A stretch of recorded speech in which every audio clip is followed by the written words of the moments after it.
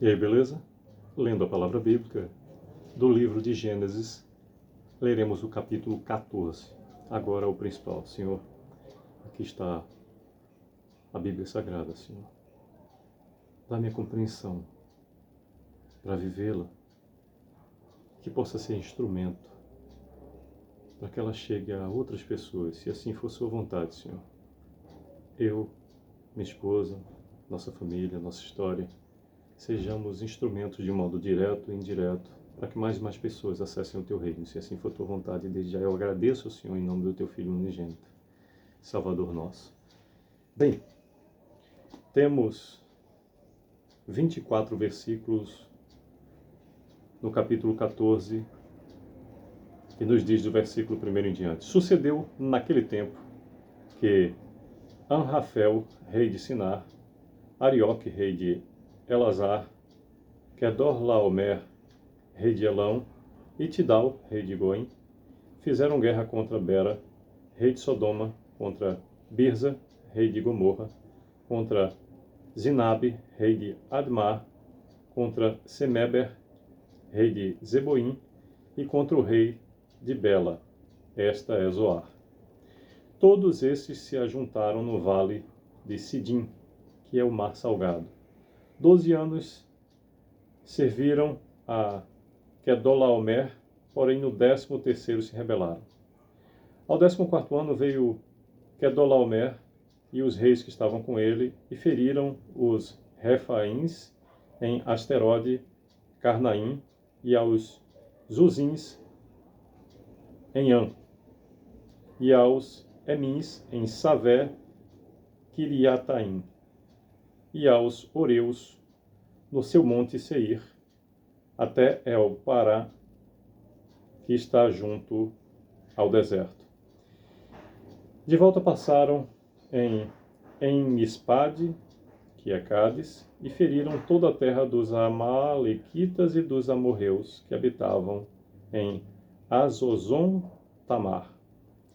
Então saíram os reis de Sodoma, de Gomorra, de Admar, de Zeboim e de Bela, esta é Zoar, e se ordenaram e levantaram batalha contra eles no vale de Sidim, contra Kedorlaomer, rei de Elão, contra Tidal, rei de Goim, contra Anrafel, rei de Sinar, contra Arioque, rei de Elazar. 4 reis contra 5. Ora, o vale de Sidim estava cheio de poços de betume. Os reis de Sodoma e de Gomorra fugiram. Alguns caíram neles, e os restantes fugiram para o monte.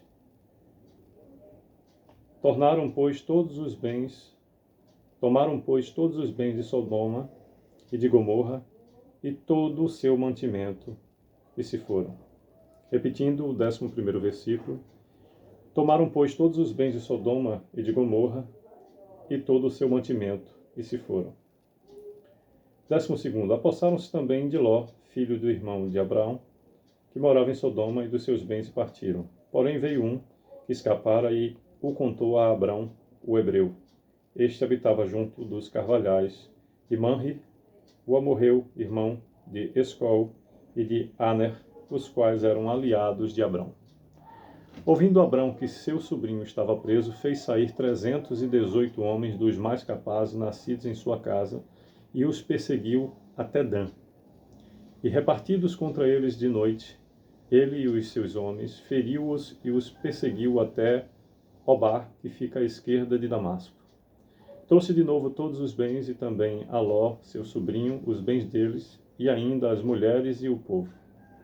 Após voltar, Abrão de ferir a Kedorlaomer e aos reis que estavam com ele, saiu-lhe ao encontro o rei de Sodoma no vale de Savé, que é o vale do rei. 18º versículo, o capítulo 14 de Gênesis nos diz: Melquisedeque, rei de Salém, trouxe pão e vinho, era sacerdote do Deus Altíssimo.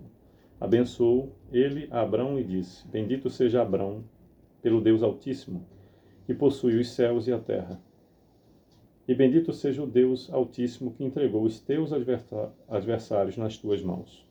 e de tudo lhe deu Abrão o dízimo. Então disse o rei de Sodoma a Abrão: dá-me as pessoas e os bens ficarão contigo. Mas Abrão lhe respondeu: levanto a mão ao céu, o Deus Altíssimo, o que possui os céus e a terra, e juro que nada tomarei de tudo o que te pertence, nem um fio, nem uma correia de sandália, para que não digas: eu enriqueci Abrão. Nada quero para mim, senão o que os rapazes comeram e a parte que toca aos homens, Aner, Escol e Manre, que foram comigo, estes que tomem o seu quinhão. Repetindo o versículo 24, o último versículo do capítulo 14 do livro de Gênesis, que nos diz: nada quero para mim, senão o que os rapazes comeram e a parte que toca aos homens, Aner, Escol e Manre, que foram comigo, estes que tomem o seu quinhão.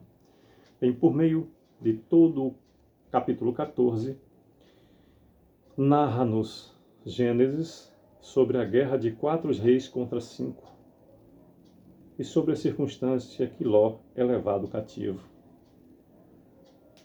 E o encontro sobre a presença de Abrão com Melquisedeque, e que Melquisedeque abençoa Abrão. Temos sempre a oportunidade de, com o contemplar, aprender as lições.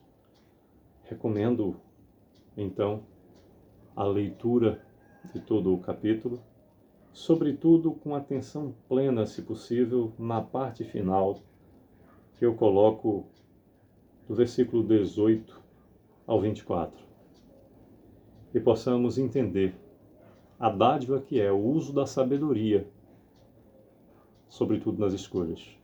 Escolhas sábias nos libertam sempre de compromissos futuros que nem sempre seriam úteis ao nosso adiantamento. Que Deus continue a nos abençoar. Sucesso é o que desejo.